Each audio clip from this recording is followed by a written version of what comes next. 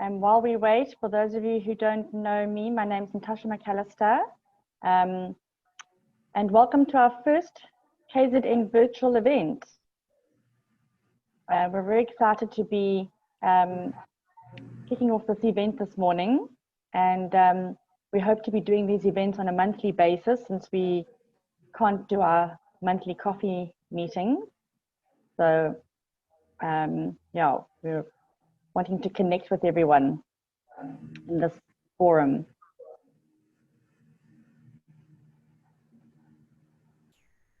A few more people.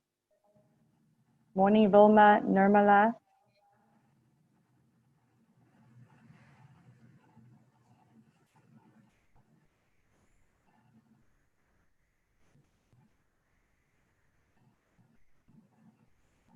So this is the first time we're running this event.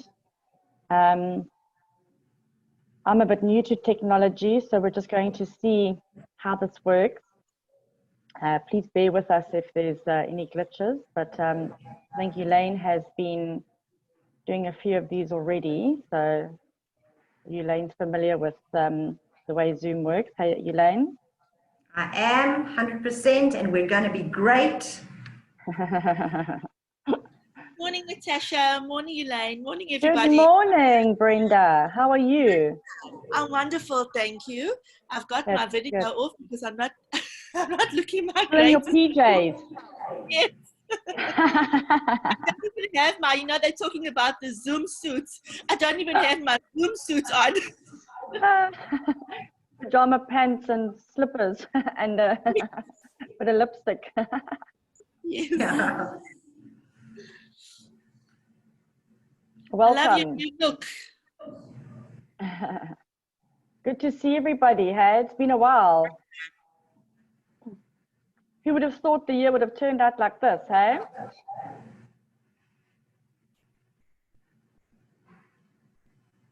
Yeah, I've actually found a couple of silver linings, and I think that's what I'm going to stay focused on, is how many of those I'm going to find until all of this is over. Yeah, I think we can only, just be positive and find the silver linings. Otherwise, we're all going to just be down. So I think we'll start a little bit with the intro. For those of you that don't know me, my name is Natasha McAllister. I'm the Deputy Chairperson for KZN, ASDSA, the Association for Skills Development in South Africa. I see that there are a couple of non-members online and going to be logging in. So welcome to our the first of our virtual ASDSA meetings. Myself and Elaine Kruger, who is the chairperson for ASDSA KZN, will be sort of co-hosting, and then we've also got Joe White, who's going to be discussing various low-cost or even free e-learning platforms available out there for smaller training providers. I'm sure that everyone has been hard hit during these times and need to find innovative ways to upload their training material and finding e-learning platforms, and it's not a cheap platform. So it would be great to hear about a few free or low-cost platforms that are out there. Just see, I think how many people are online now? 18. We did have about 30 people RSVP. So I don't know if we should just wait a little bit more. Let's give it another minute. Thank you so much, everybody, for your patience. I think let's just give it until 8:05, and we can then start. I'm going to have another sip of my caffeine in the meantime. And it's Friday. Yay.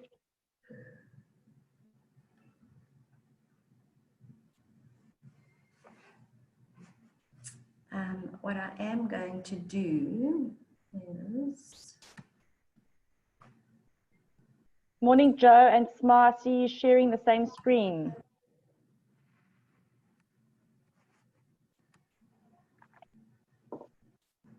Morning.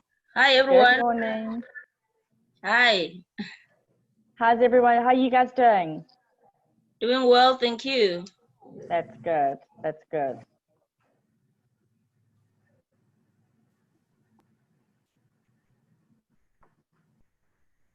Elaine, sharing your screen. I am. Just a little bit of housekeeping and virtual etiquette.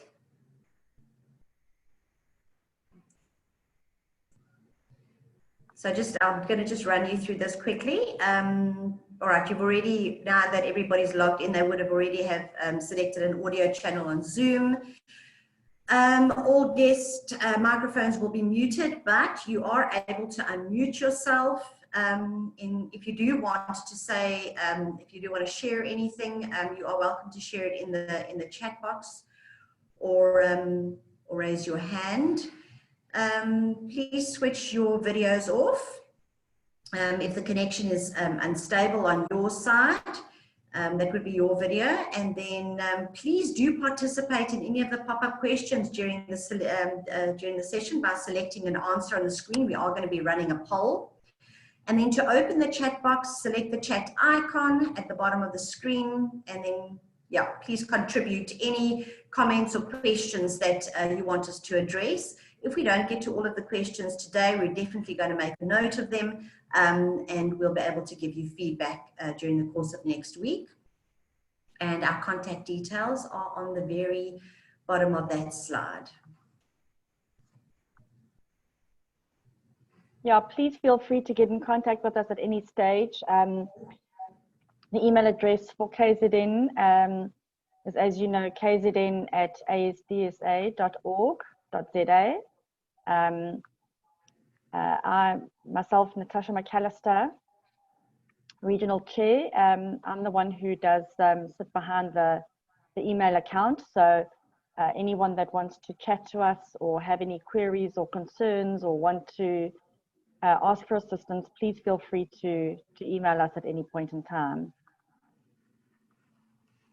For those of you that don't know, just while we just wait a few more minutes, the ASDSA, the Association for Skills Development in South Africa, has been around for quite a number of years. The vision of the association is to seek and establish and maintain the credibility of the skills development profession, regardless of the industrial sector.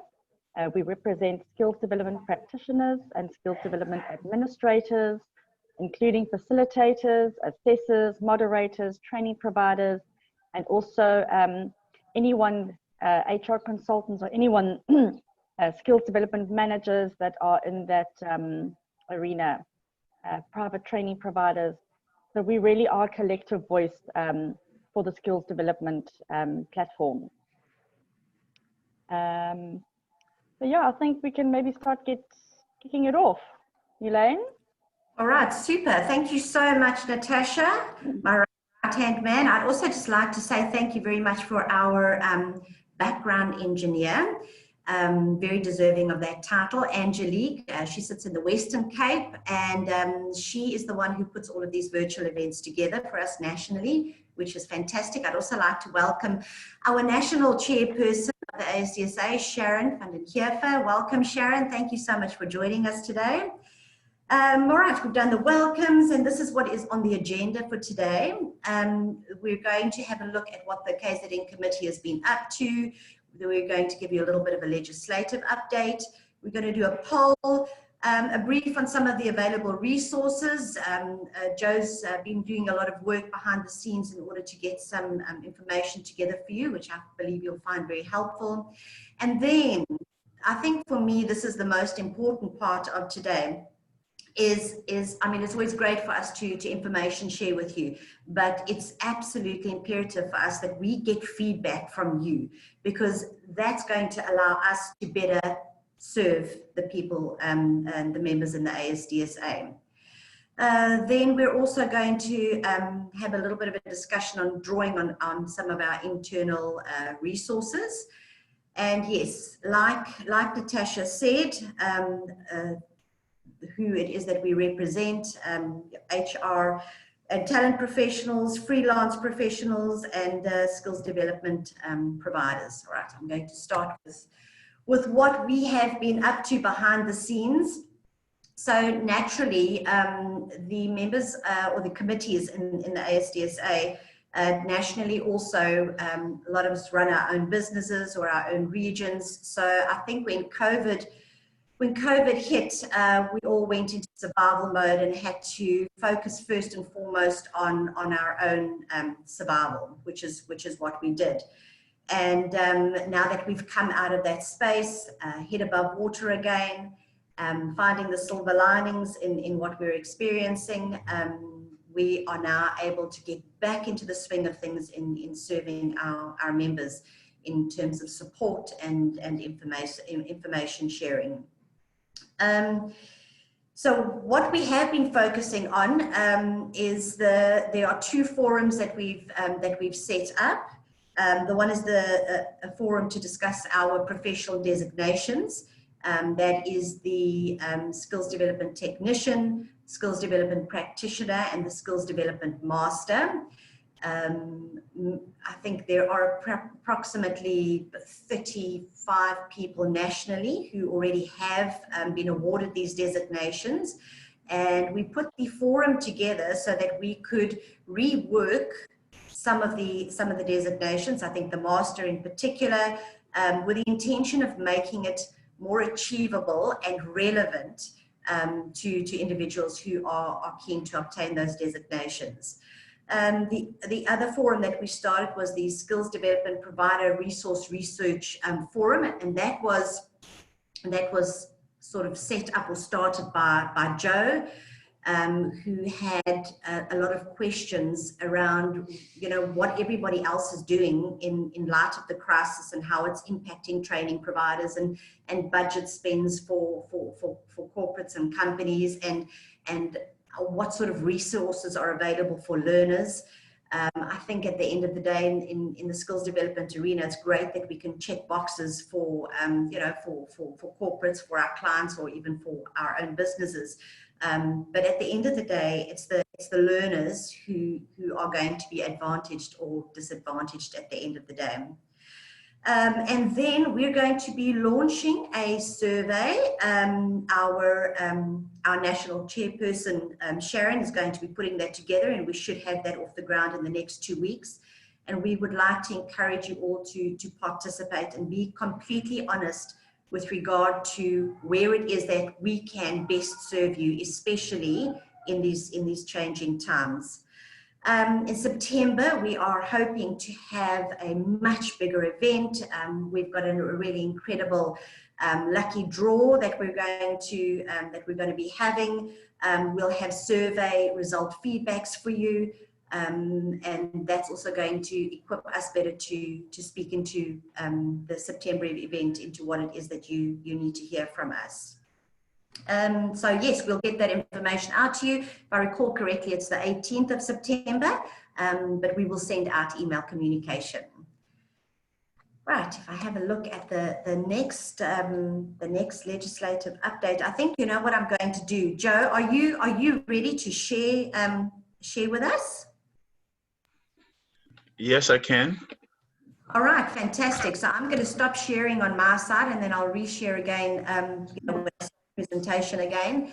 But yes, Joe White is a committee member, and Joe, I would also appreciate very much if you could just do a little bit of an intro into who you are, and maybe touch on Catalyx. That would be awesome.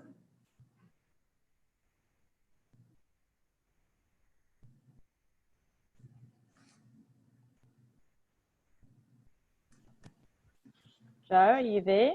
Yeah, sorry, I think the headphones weren't working well, so I'll just talk from here. Hopefully it'll be fine. I'm just going to share a presentation.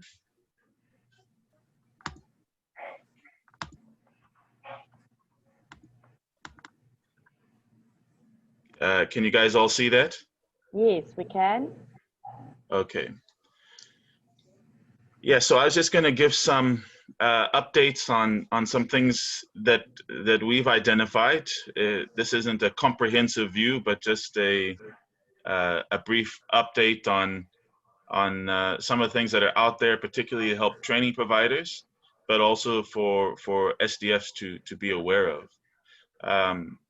So with COVID, obviously we have to find ways of adapting to a very new environment.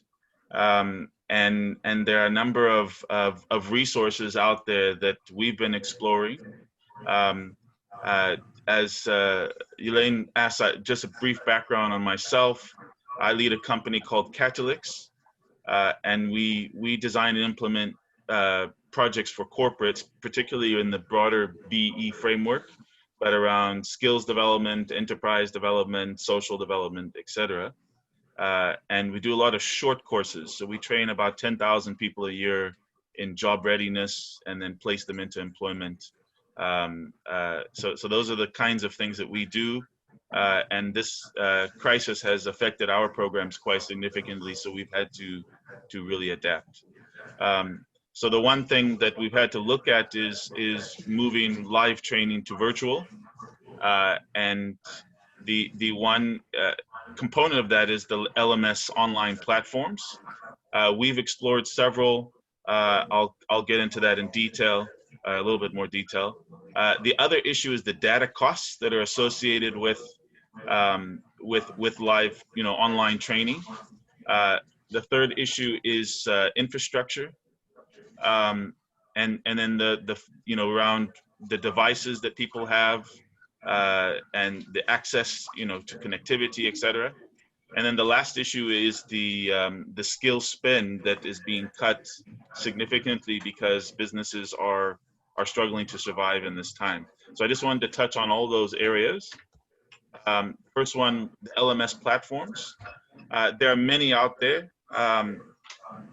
We have developed the Moodle link on our site. So if you go to training.catalyx.org, then you get to our system. And we created it in such a way that it could be 0 rated, and we've applied for that, but we haven't yet received that. My wife in her training company has done a lot of work on Google Classrooms, and we've also had experience with Nobi. I think I spelled it wrong there, but and Cianza. So some key issues that you have to factor in choice of site is the ease of use, the costs, the features that are available, the data usage that a candidate has to bear when they use the site. And we've had a company called Edit that's helped us to set up, and they charge about 1,000 to 2,000 Rand to set up, for example, a Moodle site on your domain. So that's an option as well. This is a screenshot of our Moodle platform and what it looks like online. So it goes through various courses and modules in the course, and you can, as the facilitator, do assessments, etc. Here's an example of the class or a student list. So there's a lot of different features. I found it to be quite feature rich. It isn't as user friendly as maybe some of the others, and so I think you can make it more user friendly for the students, but it takes quite a bit of learning to figure out how to do it from a facilitator trainer side. As I mentioned, Google Classrooms seems to be a little bit more user friendly from a trainer side, and it's also free. A lot of schools are using this. So this is an example of what that looks like. You can have different courses and classwork, and this is class lists and grading, etc. So this is a third one is Nobi, and this is the I think a US based LMS. The Youth Employment Service is using this, and this is an example of some of their content. I think it's quite advanced, but they had quoted us about 2,000 Rand a learner per month, so quite expensive.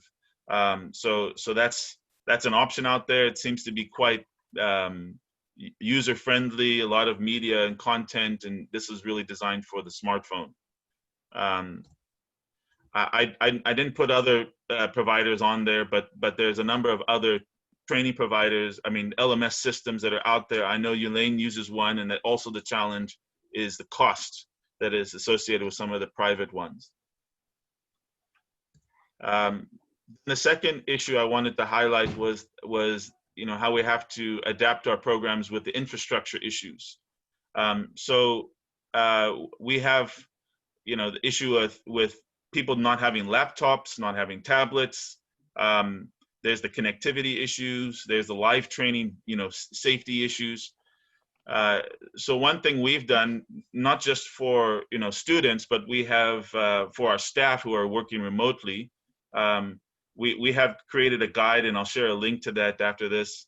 But there's a network test that you can do with Open Signal that gets quite detailed in terms of which networks like Vodacom or Telcom work in your area, and if you move this way, if you move that way, how it can improve your connectivity. And there are different things, and then you can even get into more advanced things like putting up extenders and other things. So we have a guide that I can share that's on that. But also with venues, we have over 100 venues that we use around the country.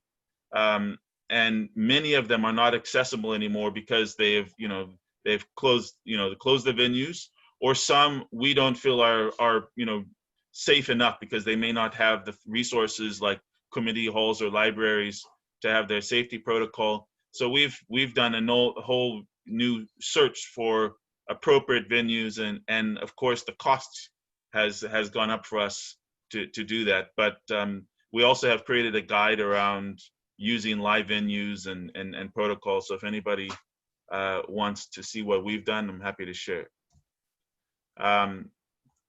Or lastly, I don't have any great solutions of how to get learners tablets or laptops because it's a cost. But the one in one of our meetings, someone commented that with tablets, sometimes even the cost of a tablet might be cheaper than all the paperwork that you have to print. So it might be worth investing in that for your learners. Alternatively, most learners have smartphones. And then lastly is the skill spend. And I've been engaging with several innovative training providers who are offering quite interesting incentives, because skill spend is just not a priority for companies right now, and it's also difficult for them to spend because you have the limitations on live training and the safety issues. So if you can have online training, and if you can make something that is more cost effective for companies, you probably have a better buy-in. One company had a very interesting solution where they were charging about $30,000 for a learnership, and the rebates you were getting were about $30,000 from a tax point of view, including the two different tax components, and they were doing the billing according to when you received the rebates. So it was becoming essentially a net zero cash flow and net zero cost to a company. So those are some innovative ways that companies are doing that to ease the impact. That's all from my side. Thank you. I don't know if there are any questions. I'll also post some of the links onto the chat. Wow, that was absolutely awesome. Thank you so much, Joe. I just want to open up for 2 minutes if anybody has any questions.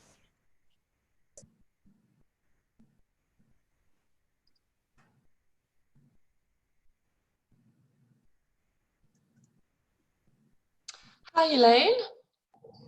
Hi, Janine. Are you open for a question verbally, or do you only want it in the chat? No, you're welcome. You're welcome. You can unmute yourself, so please do go ahead. Oh, thank you so much. So I just also wanted to let everybody know that Services CETA have an online platform. They've been working on it for 2 years now. It was developed by a company called Synergix and a gentleman by the name of Dumasani. We actually had them come and present to quite a lot of our providers, and it's an amazing platform. It's free, and I just wanted anybody here, before they go and spend lots of money and get their training material online, just to be aware Services CETA is going to be releasing username and login details. I chatted with Mohammed yesterday, and they still don't have a go live date. 10 providers have been piloting it for the last 2 years. So just to let you know, on our Facebook page, for anybody that wants to know how it works, they can actually go and have a look at it. There is a recording there as well. All right, that is fantastic. Thank you so much. If you have Janine is from JTNA, Janine Topping and Associates, have a look at their Facebook page, and you'd be able to get information from there. Thank you so much, Janine. And when I do a little bit of a feedback email to everybody, I'll make sure that I'll also include a link for everybody to get to that. So there are so many resources that you can potentially explore.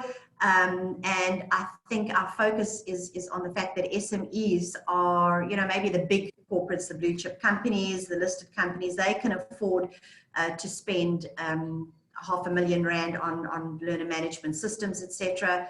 But the SMEs can't, especially under the current financial constraints that they're facing.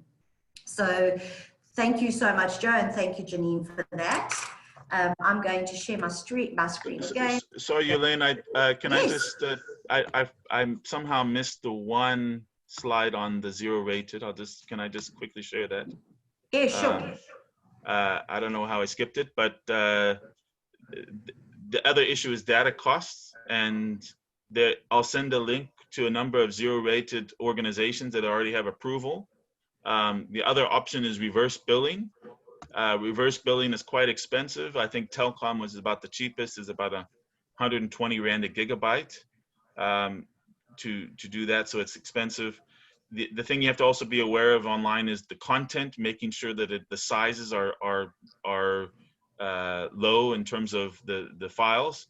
And video conferencing is about 1 to 2 gigs an hour, so it's a very expensive if you have if you're trying to do training that way. And there is also an app called the Moya Messenger, which is like the equivalent of a WhatsApp, but it's free texting, and it has a lot of resources to free data-free sites. So I'll just send some more links. Thanks. Sorry about that. No, that's wonderful. Thank you. If anything, Joe, I think that this is one of the biggest challenges that we're facing is to keep learners in the system and to have them exit successfully eventually. And these are the resources that can definitely contribute towards doing that. Thank you. Right, I'm going to share my screen again.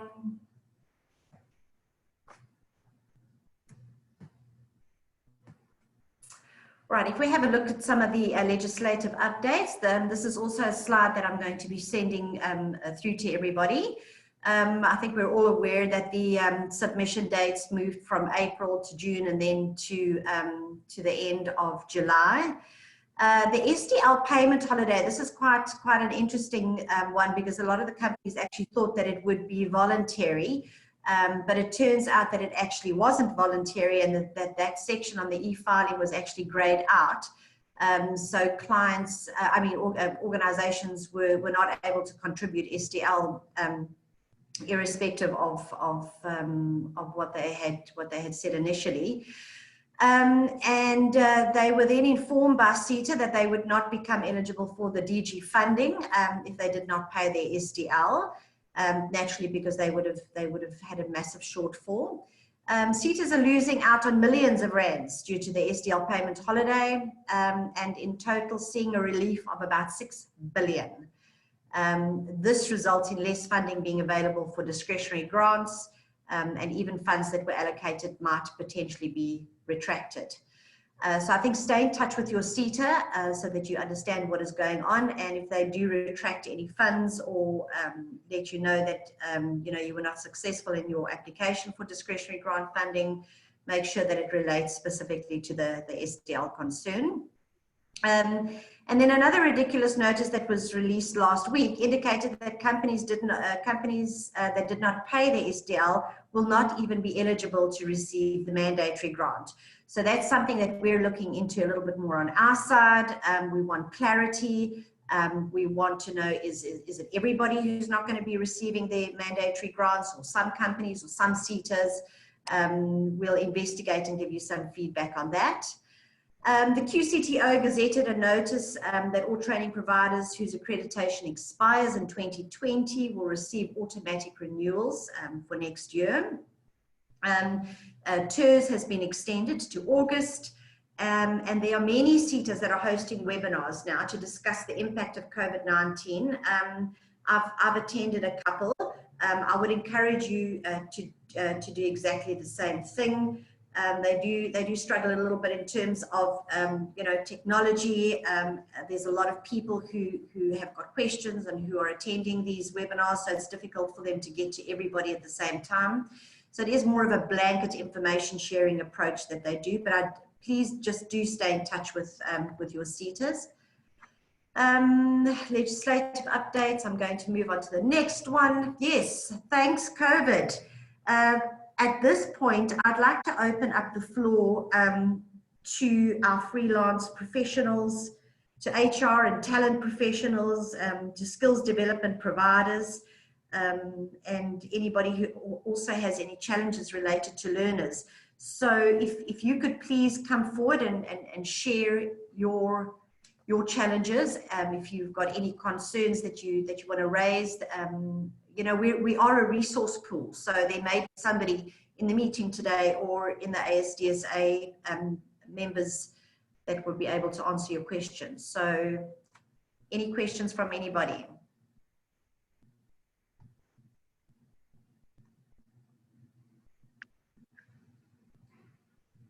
So Elaine, for me, I've always got stuff to say, but I was waiting for somebody else. But I don't know if everybody here, I know there's a lot of consultants here. One of the biggest things that I've noticed is the entry into the market by other consultants who don't have the years experience and knowledge has been absolutely, I don't want to use the word amazing, but there's a flood in the marketplace with consultants at the moment. And I think this has resulted from the unemployment of a whole lot of training providers. Charlene, I see you've got the thumbs up there. So I've noticed ourselves, the amount of people doing accreditation at the moment, it hasn't quadrupled. It's almost like 1,000%. And what people are offering and the prices that they're offering it at, it's a little bit scary, I have to be honest with you. And when I say scary, it's scary with regards to the quality. I'm not worried about the price, I'm worried about the quality that a lot of people are offering there. And I don't know if anybody else can actually pick up on that.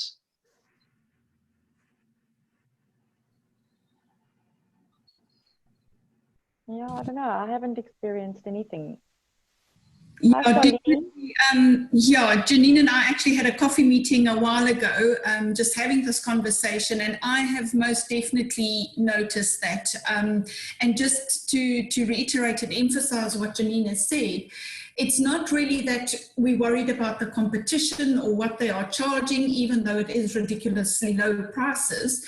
But the quality is absolutely shocking. I've been involved again in a lot of material development, and I am just amazed. I mean, people selling QCTO qualifications at 2,000 Rand a qualification. I have asked a number of these people to send me samples. And yeah, I want to run away when I see the quality that is out there. And yes, it's only 2 grand, but people are paying for this, and they are going to get their learners trained on this poor quality material. And yes, I know at the end of the day, the learners are probably going to fail their assessments, but these poor people are paying that whatever the cost of the qualification is, it's their bread and butter, and they think they're going to get a piece of paper that's going to give them a job, which it isn't, because of the quality that's out there. So it is a major concern for me as well. Surely the QCTO should be quality assuring that material, though. Is that what you're saying? The QCTO is not. No, unfortunately, it's a tick box. And I've been involved with about 7 different verification visits in the last, well, just before COVID, obviously. And these verifiers, literally, when they look at the material, the only thing they look at is whether the headings in the material correspond with the headings in the curriculum. And then they just see whether, okay, there's the heading, there is some content. They do not even read the content. So they don't ask for assessment tools. They look at absolutely nothing other than the learner guide or learner manual with the knowledge modules. And they will look at the practical module and they check whether the actual units are there and the headings correspond. I don't know if anyone else has had any other experiences, but that's what I've seen. I mean, you can literally write a load of hogwash under that heading, and because the heading corresponds with the curriculum document, they tick it off and you actually get approval. That is really very, very scary. And like you say, it is in order for them to be able to butter their bread at the end of the day. But the QCTO should be, you know, that is something that we definitely can take up with a QCTO if we've got you know, sufficient evidence, which I believe that you would have. Ian would have exactly the same thing too. I think the important thing is, and that is one of the ASDSA's purposes, is to ensure that the standard of every aspect of education management is held high, because there are corporate companies out there or organizations who are then taking up opportunities, and you know, they're not always skilled to review the material and determine whether is of a high quality. Absolutely. Well, in essence, it's actually an amazing opportunity for the ASDSA, and I put my marketing hat on. And literally what we could do is we could go on a huge marketing drive to actually, because there's about 20 different Facebook pages. Charlene, I'm sure you've seen them. Yolandi, yes. I'm sure you've seen them. Angelique, I know you share on some of the things. And what we can do is we can really promote the different designations that the ASDSA is, just so that we can have some sort of, I don't want to use the word control, but encouragement to actually do some of the professional designations. So, you know, I've always got this saying, you don't know what you don't know. So people out there don't know what they don't know. We all know what we know because we've been in the industry for 20 to 30 years, and we've got these years and years and wealth of knowledge. So people don't know what they don't know. So maybe that is something from an ASDSA point of view. In order to raise the standards, we can actually market across to all those different Facebook pages. Yeah, absolutely, because that's going to give people the knowledge that they need in order to maintain a specific standard in the industry. And the designations at ASDSA have got are perfect, absolutely perfect, because they need to show all the proof. And then when funding is available, we could see if we could get funding from the ETDP CETA and roll out the SDF programs through again. So that is something that I really believe will help with the standards. No, I agree with you. I agree with you 100%. And then, yeah, I think that's fantastic. And that's definitely something I've made a note of so that we can investigate further. All right, so I think if anything, you know, just keep your eyes open and make sure that you're vetting some of the material that's coming your way, as far as your knowledge is able to assist you with that. If you've got any queries, please reach into the ASDSA network. You know, we'd be more than happy just to give it a once over, to share our expertise where we possibly can. All right, all right, we touched now on the skills development providers and where the challenges lie, and how actually it disadvantages the learners. HR and talent professionals in organizations, your training managers and your internal SDFs, etc. I really do take my hat off to you. You have had so much to try and deal with. You've got financial year ends that you need to meet, CETA training years that you need to meet, BE targets that you need to meet, and very often with very little or no budget at all. So just kudos to all of you out there. Keep your chin up and doing what you're doing so well. And please do reach out to us if there's any way that we can assist you too. Does anybody else want to share anything? Any challenges that they may have had in their space, and questions that they need to maybe ask?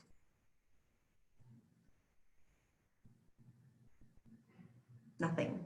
All right, super duper. All right, which takes me to the next point. I would like very much to run a poll. It's going to come up on your side. I want to have a better understanding, or the ASDSA committee wants to have a better understanding of who our audience is.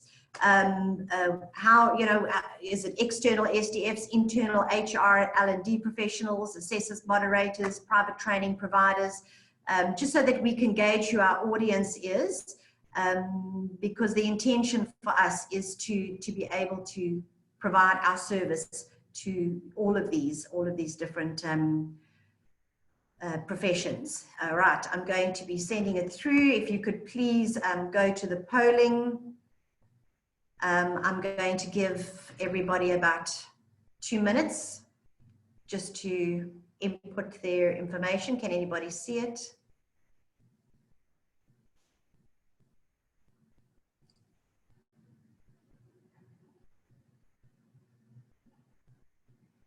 And then we are going to be sharing the results with you afterwards.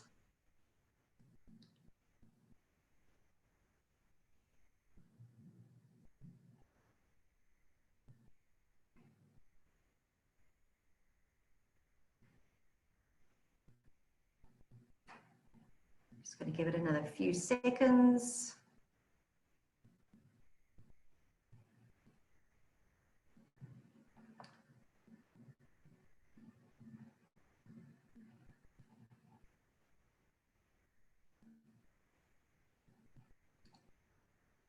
Okay, I've given it 1.5 minutes. I'm going to end the polling and I'm going to share the results.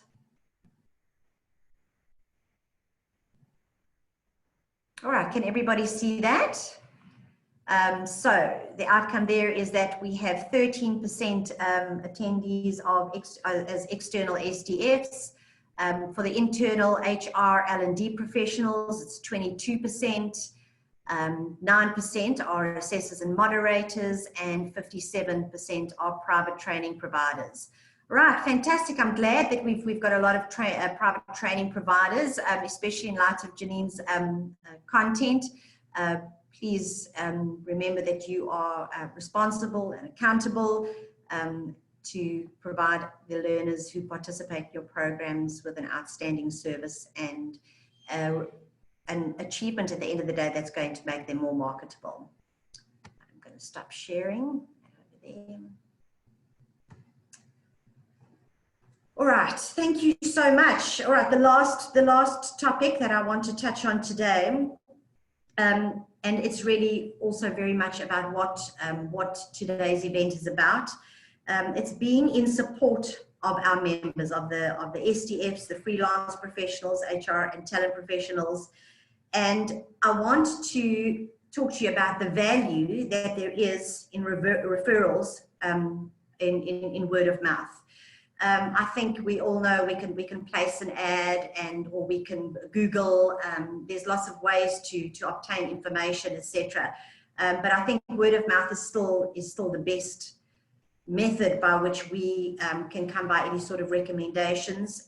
So we have a national network of skills development professionals, and especially during this time, I want to encourage all of you.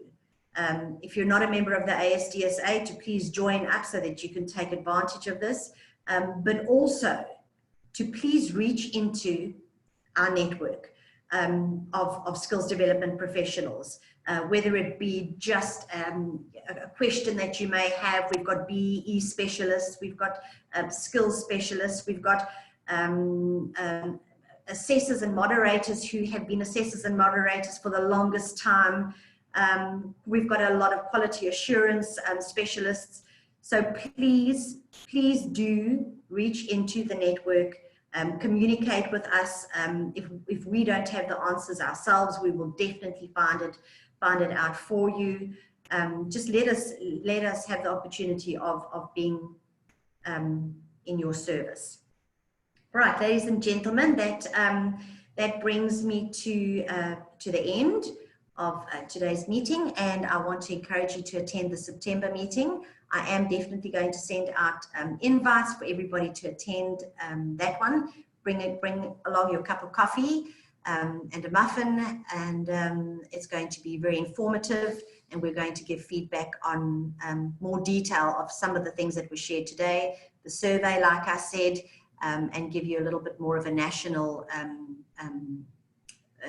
feedback too. What I did want to also say, which I've omitted, is Sharon van den Heever and Janine have been selected to be a part of the APED committee.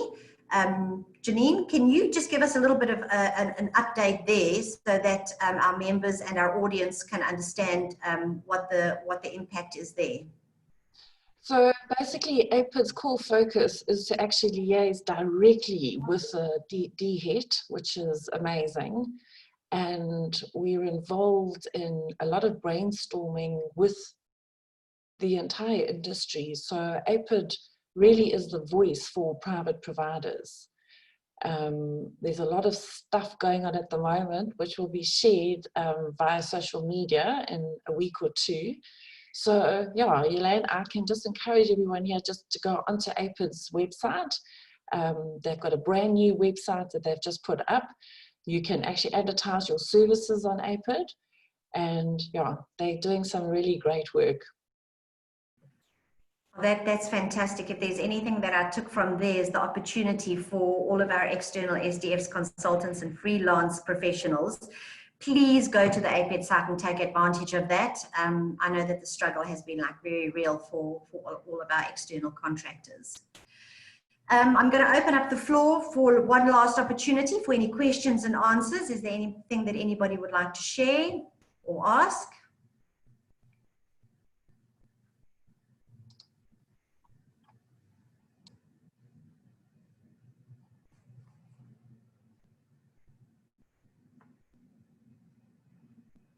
Nothing right now. Okay.